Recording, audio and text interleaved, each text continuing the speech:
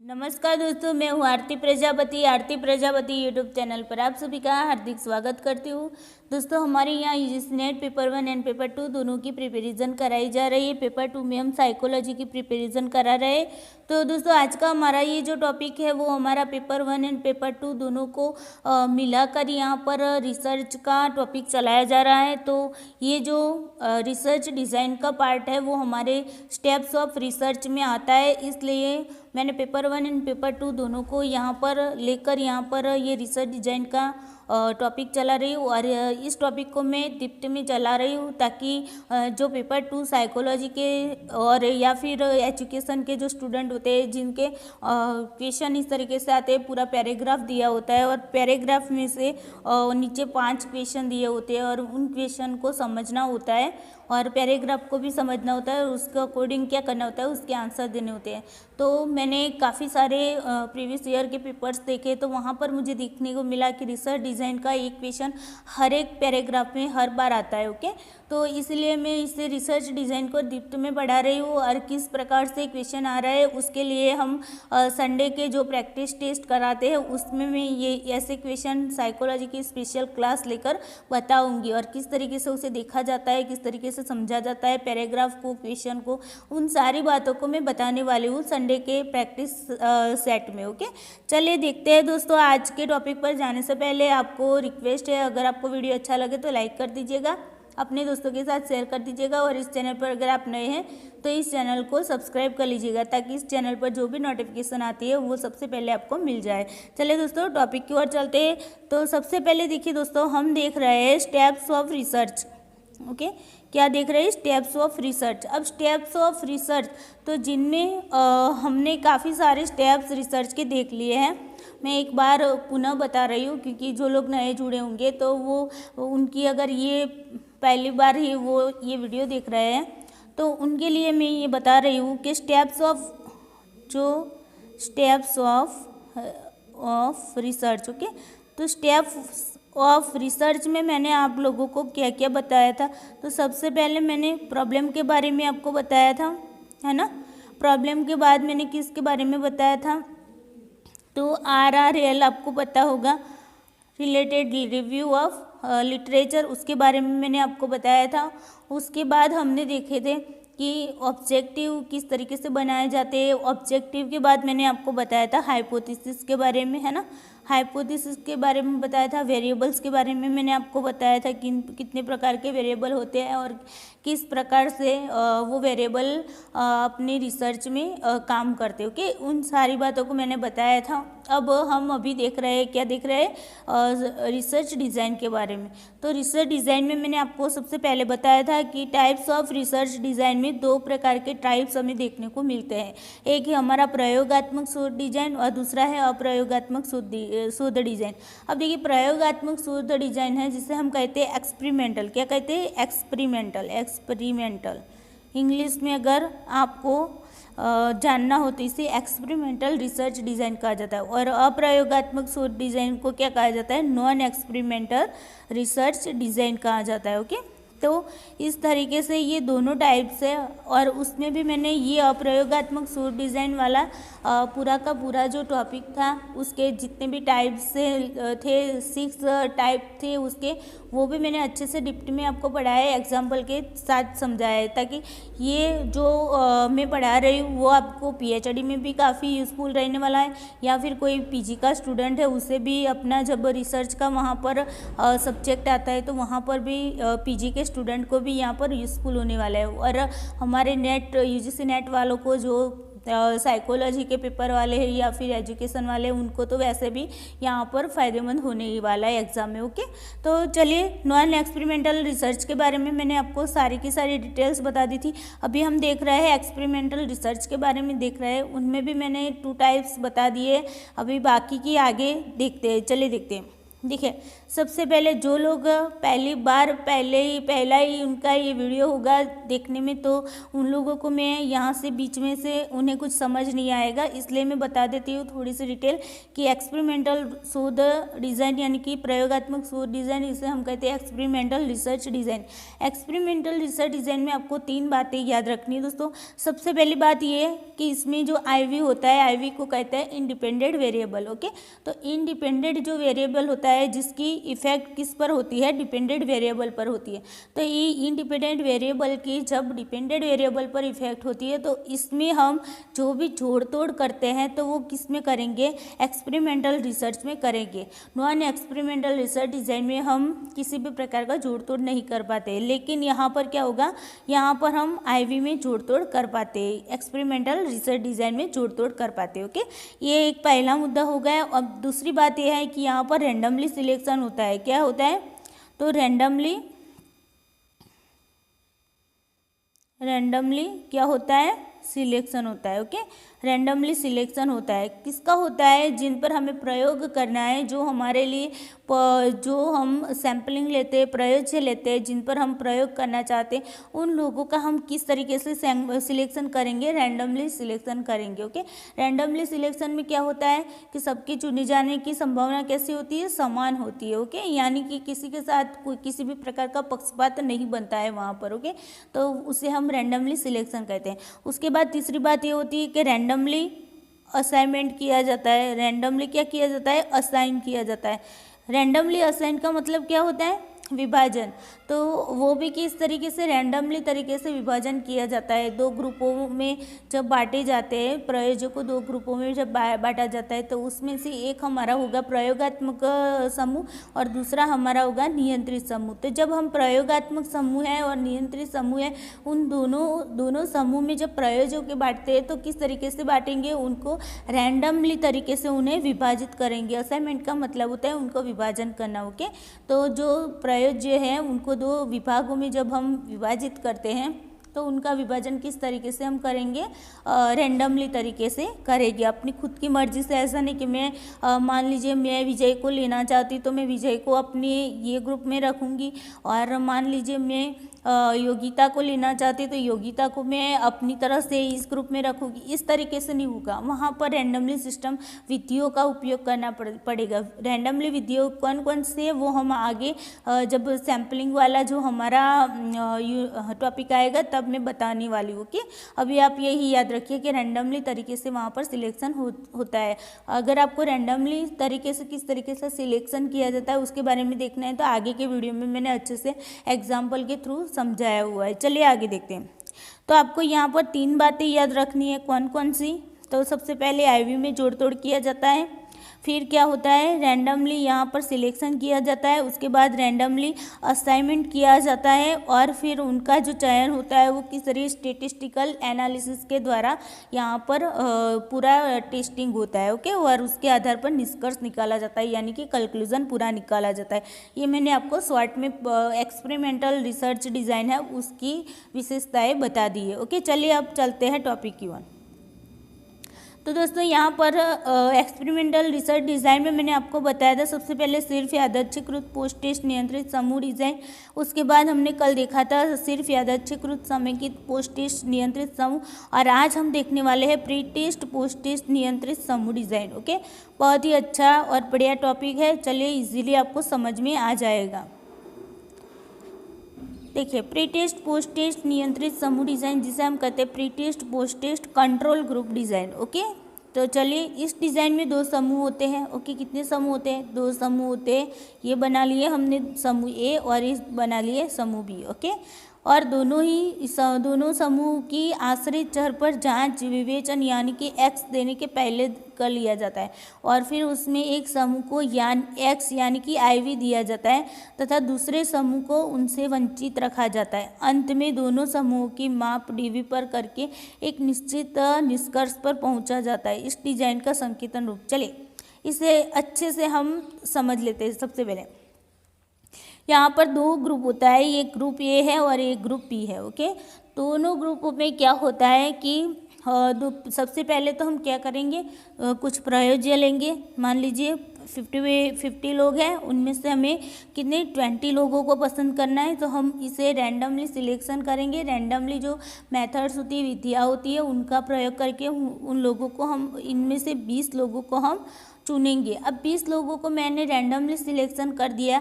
अब क्या होगा, उन लोगों को, ये जो 20 लोग हैं उन्हें मुझे 2 भागों में बांटना है ना, 2 ग्रुप है तो 2 भागों में बांटना पड़ेगा ना।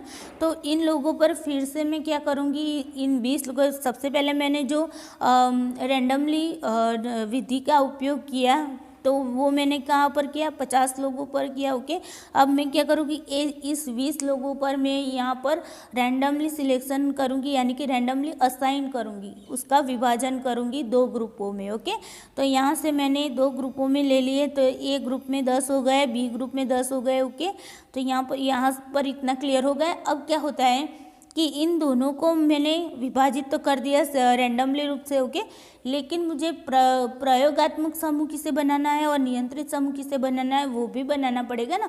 तो मैं उसके लिए भी फिर से क्या करूँगी, यादृच्छिक विधि का उपयोग करूँगी। जैसे कि सिक्का उछालकर मैं ये तय करूँगी, जिसका हेड आएगा वो प्रयोगात्मक में जाएगा और जिसका टेल आएगा वो नियंत्रित में जाएगा। या तो फिर मैं ये तय कर सकती हूँ कि जिसका टेल आएगा वो प्रयोगात्मक समूह कहलाएगा और जिसका हेड आएगा वो क्या कहलाएगा, नियंत्रित समूह कहलाएगा। इस तरीके से सिक्का उछालकर मैं यादृच्छिक रूप से ये तय करूँगी कि इनमें से कौन सा ग्रुप प्रयोगात्मक होगा और कौन सा ग्रुप नियंत्रित होगा। तो चलिए मान लीजिए मैंने ये तय किया कि जिसका टेल आएगा वो प्रयोगात्मक समूह कहलाएगा और जिसका हेड आएगा वो क्या कहलाएगा, नियंत्रित समूह कहलाएगा। तो हमारा जो टेल आया वो हमारा ग्रुप ए बन गया, यानी कि ये हमारा एक्सपेरिमेंटल ग्रुप बन गया। ओके, और जिनका हेड आया वो क्या बन गए, हमारे नियंत्रित समूह बन गया।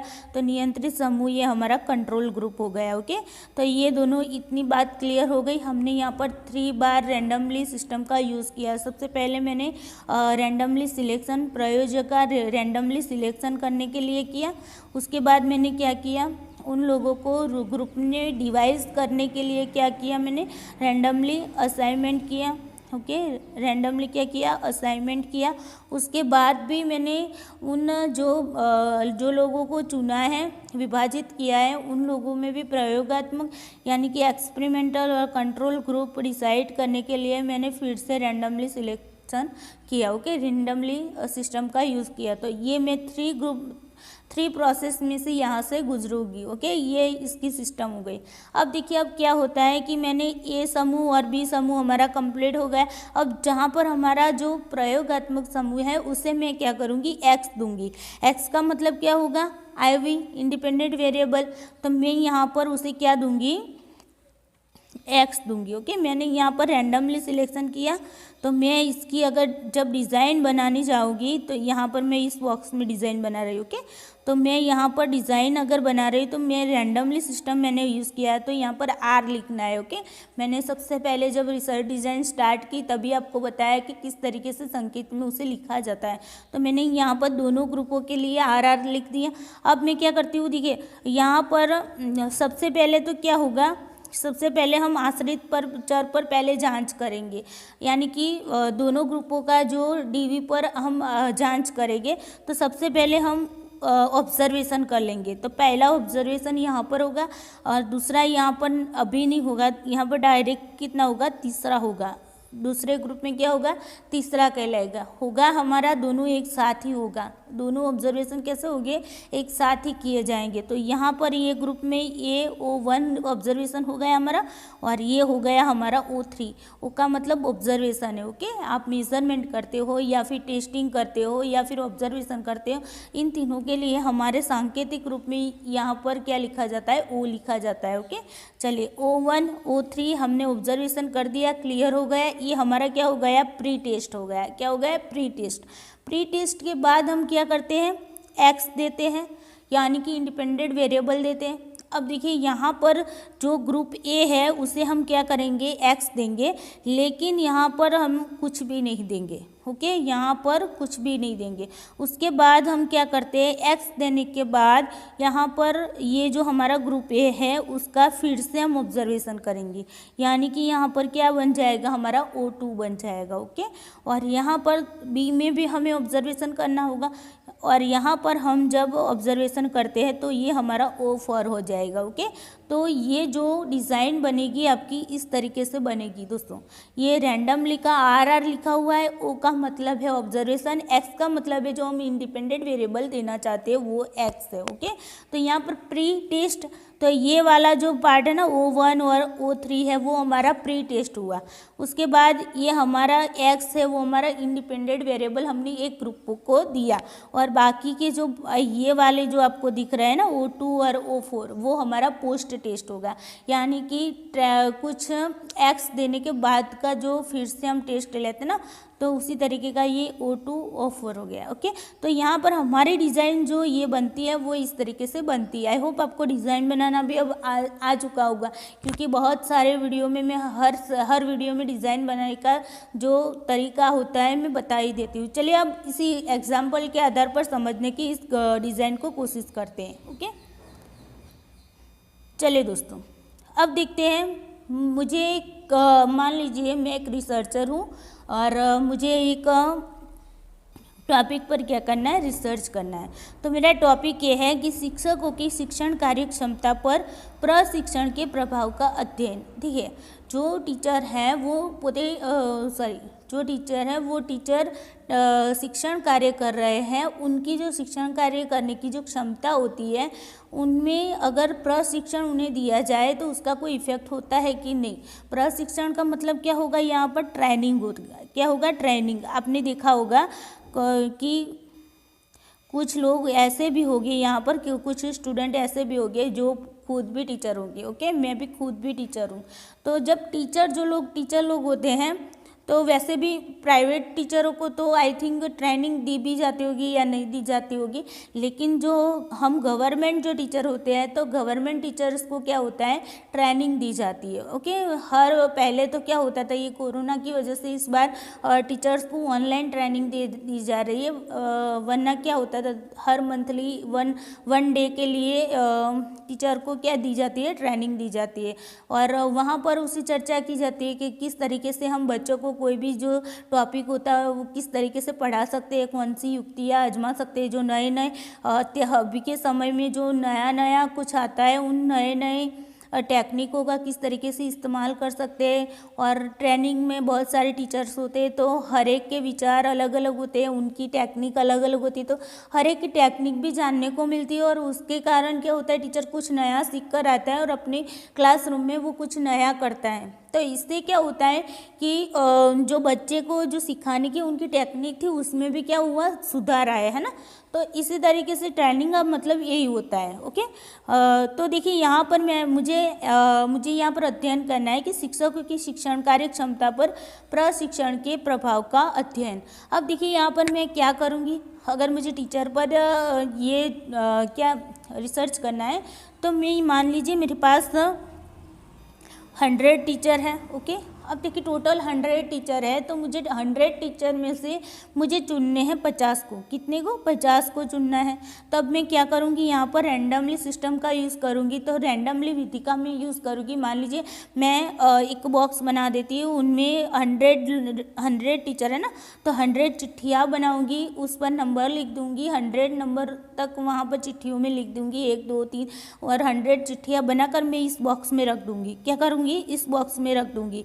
अब उनमें से मुझे सिलेक्ट कितने करने हैं, 50 ही करने हैं, तो मैं यहाँ से 50 पर्चियाँ निकालूंगी, यानी कि 50 चिट्ठियाँ निकालूंगी। अब ये देखिए यहाँ पर 50 चिट्ठियाँ जो मेरे हाथ में आने वाली है, क्या वो मुझे पता होगा कि ये कौन से नंबर वाली चिट्ठी है, 3 नंबर वाली है या 5 नंबर वाली है, तो नहीं पता होगा ना। वो तो ऐसे ही निकलेगी ना, मैं ऐसे डिब्बे में यहाँ पर हाथ डालूंगी और हाथ में जो भी चिट्ठी आएगी मैं यहाँ पर रखूँगी। उसमें से मुझे 50 ही सिर्फ लेनी है, इस डब्बे में से कितनी लेनी, सिर्फ 50 लेनी है। तो मैं 50 चिट्ठियों को ले लूँगी और फिर क्या करूँगी, उन 50 को भी ये मैंने रैंडमली सिलेक्शन कर दिया। क्या किया, रैंडमली सिलेक्शन कर दिया। ओके, इसे मैं शॉर्ट में लिखती हूँ, आप समझ जाना। रैंडमली सिलेक्शन कर दिया। अब इसका भी मुझे 2 ग्रुपों में डिवाइड करना है, तो मैं यहाँ पर क्या करूँगी, यहाँ पर भी मैं कुछ रैंडमली सिस्टम यूज़ करूँगी। अब देखिए 2 ग्रुप में अगर मुझे डिवाइड करना है तो मैं यहाँ पर 50 लोग हैं तो 50 को 1 2 3 4 5 इस तरीके से 50 नंबर दे दूँगी। और फिर मैं बता दूँगी कि जो हम बोलते ना कि 1 नंबर, 3 नंबर, 5 नंबर, 7 नंबर, इस तरीके का नंबर आएगा तो उन लोगों को जिनका टेल आएगा तो उन लोगों को ये माना जाएगी कि 1, 3, 5 वाले एक ग्रुप में हो जाएंगे। और जिनका हेड आएगा वो लोग क्या करेंगे, हेड में 2, 4, 6, 8 लोग, ये नंबर वाले लोग एक साइड हो जाएंगे। तो यहाँ पर हमारे 1, 3, 5, 7 ऐसे नंबर वाले लोग आ जाएंगे यहाँ पर, और यहाँ पर आ जाएगी 2, 4, 6, 8 ऐसे लोग यहाँ पर आ जाएंगे। ओके, तो इस तरीके से मैं इसे रैंडमली यहाँ पर मैंने क्या कर दिया, सिलेक्शन कर दिया। ओके, अब देखिए मैं रैंडमली जब सिलेक्शन यहाँ पर मैंने दोनों ग्रुपों का कर दिया, तो अभी मुझे क्या करना है, इनमें से तय करना है कि प्रयोगात्मक जुट कौन सा होगा हमारा और नियंत्रित जुट कौन सा होगा। ओके, यानी कि एक्सपेरिमेंटल ग्रुप कौन सा होगा, कंट्रोल ग्रुप कौन सा होगा। तो मैं फिर से सिक्का उछालने की विधि को यूज़ करूँगी और सिक्का उछाल कर ये तय करूँगी जिसका टेल आएगा वो एक्सपेरिमेंटल ग्रुप कहलाएगा और जिसका हेड आएगा वो कंट्रोल ग्रुप कहलाएगा। इस तरीके से मैंने ये ग्रुप दोनों बना लिए। ओके, अब मैं क्या करूँगी, ये हमारी क्या हो गई, रैंडमली सिलेक्शन की विधि पूर्ण हो गई यहाँ पर। ओके, तो यहाँ पर अब हमारे पास 2 ग्रुप अच्छे से बन गए हैं जहाँ पर किसी भी प्रकार का पक्षपात नहीं हुआ है। अब देखिए आगे चलते हैं, देखते हैं। तो यहाँ पर हमारा ए ग्रुप बन गया, बी ग्रुप अच्छे से बन गया। अब मुझे क्या करना है, शिक्षण कार्य की क्षमता पर प्रशिक्षण के प्रभाव को क्या करना है, देखना है। तो सबसे पहले मुझे क्या करना होगा, इसका प्री टेस्ट लेना होगा, यानी कि मैं टीचर्स का प्री टेस्ट लूँगी और उनकी शिक्षण कार्य की क्षमता को पहले चेक करूँगी। यानी कि मैं पहले यहाँ पर ऑब्जर्वेशन 1 करूँगी और यहाँ पर ऑब्जर्वेशन 3 करूँगी। ओके, तो ये दोनों मैं एक ही साथ करने वाली हूँ, इसीलिए एक ही लाइन में मैंने यहाँ पर लिखा हुआ है। ओके, तो यहाँ पर पहली बार में ये हमारा प्री टेस्ट वाला मैं थोड़ा सा अच्छे से लिख देती हूँ, आपको पता चल जाए। ओके, चलिए ये ग्रुप ए और ये ग्रुप हमारा बी है। ओके, और ये हमारा प्री टेस्ट वाला है और ये हमारा पोस्ट टेस्ट है। ओके, और बीच में हमारा क्या आएगा, IV आएगा। ओके, इंडिपेंडेंट वेरिएबल आएगा।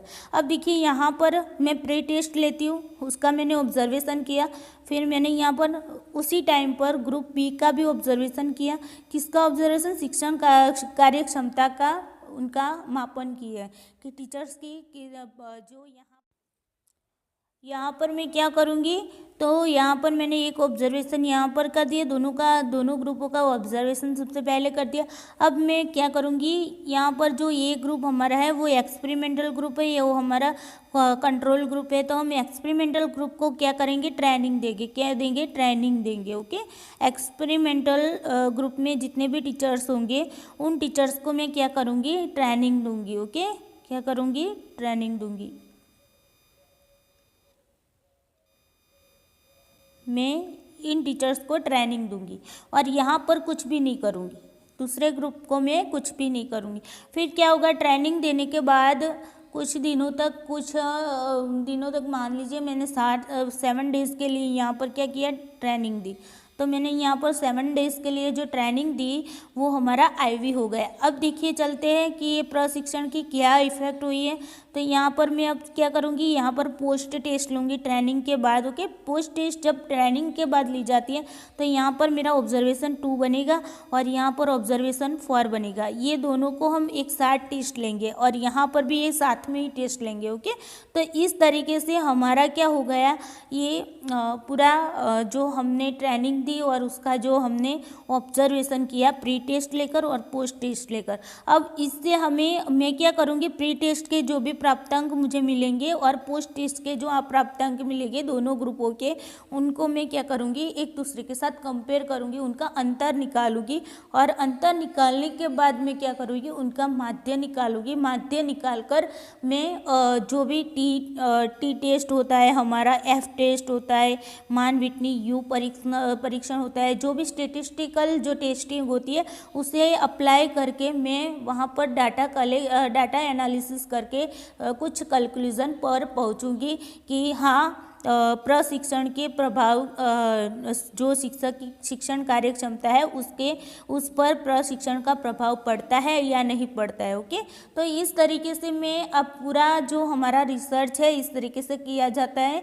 इस एक्सपेरिमेंटल रिसर्च डिज़ाइन में जो pre test post test control group design होती है इसमें इस तरीके से रिसर्च पूरा किया जाता है। ओके, तो दोस्तों ये था हमारा pre test post test control group design के बारे में। मैंने आपको डिप्ट में एग्जाम्पल के साथ समझा दिया है। आई होप आपको अच्छे से समझ में आ गया होगा। अगर आपको समझ में नहीं आया है तो कमेंट बॉक्स में कमेंट डाल सकते हो। ओके, चलिए दोस्तों आज के लिए इतना ही। आपको अगर वीडियो अच्छा लगा है तो लाइक कर दीजिएगा, अपने दोस्तों के साथ शेयर कर दीजिएगा और इस चैनल पर अगर नए हैं तो चैनल को सब्सक्राइब करना ना भूलिएगा। चलिए दोस्तों, थैंक यू सो मच।